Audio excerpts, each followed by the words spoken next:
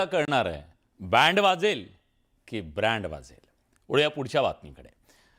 15 दिवसापूर्वी जनतेनं दिलेल्या मतांचा अनादर करत अंबरनाथमध्ये काँग्रेसच्या नगरसेवकांनी भाजपच्या सोबत हातमिळवणी केली.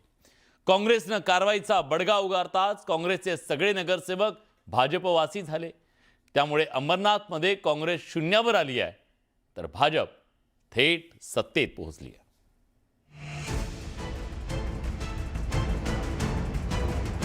काँग्रेसच्या नगरसेवकांनी अखेर भाजपचं उपरणं गळ्यात टाकत कमळ हाती घेतलं. नवी मुंबईत भाजपचे प्रदेशाध्यक्ष रवींद्र चव्हाणांच्या उपस्थितीत हा पक्ष प्रवेश सोहळा पार पडला.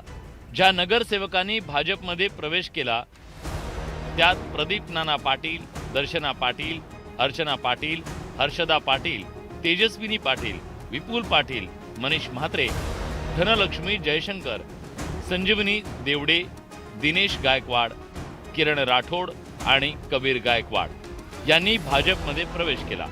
काँग्रेसने आम्हाला विश्वासात घेतलं नाही असा आरोप प्रदीप पाटील यांनी केला.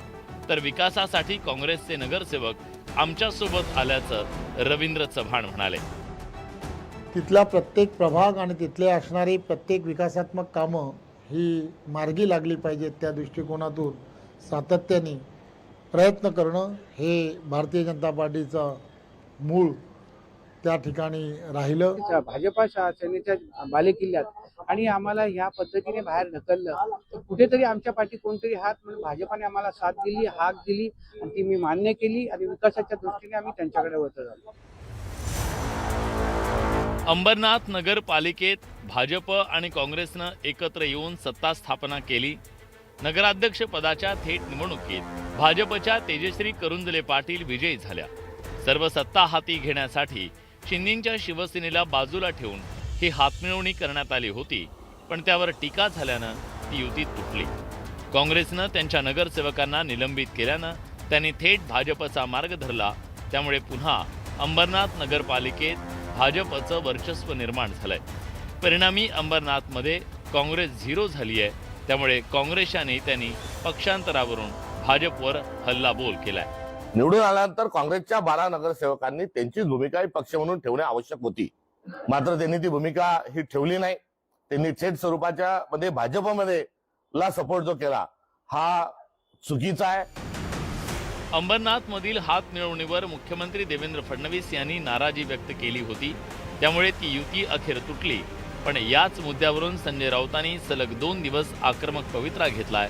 काँग्रेस सोबत हात मिळवणी करणाऱ्या भाजपचं हिंदुत्व कुठे गेलं हा सवाल संजय राऊतांनी उपस्थित केला.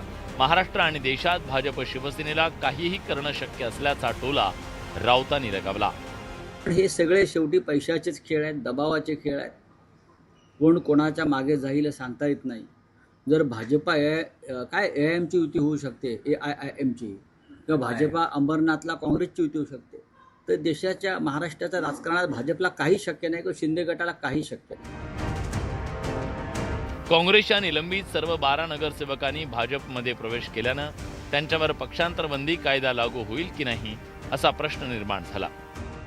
महाराष्ट्र नगर परिषद अधिनियम 1965 चे कलम 63(2)(ब) नुसार निवडणुकीनंतर ज्या आघाडी गट स्थापन होतात त्यांना Maharashtra local authority members disqualification act याच्या तरतुदी लागू होत नाही.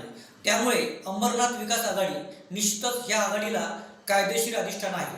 परंतु यानंतर एकदा आघाडी स्थापन झाली त्यानंतर मात्र ह्या आघाडीला Maharashtra local authority members disqualification act याच्या तरतुदी लागू होतात. भाजप आणि काँग्रेसचे नेते एकमेकांवर सातत्यानं टीका करतात. राज्यात असो की देशात या दोन्ही पक्षांची विचारधारा वेगळी असल्यानं ते कधी एकत्र आले नाही. मात्र देशात घडलं नाही, ते अंबरनाथमध्ये घडलं. आता काँग्रेसचे नगरसेवक भाजपवासी झाले असले तरी जे घडलं ते सत्य आहे आणि एक राजकीय ऐतिहासिक घटना म्हणून त्याची इतिहासात नक्कीच नोंद होईल. संतोष गोरे, न्यूज 18 लोकमत, मुंबई.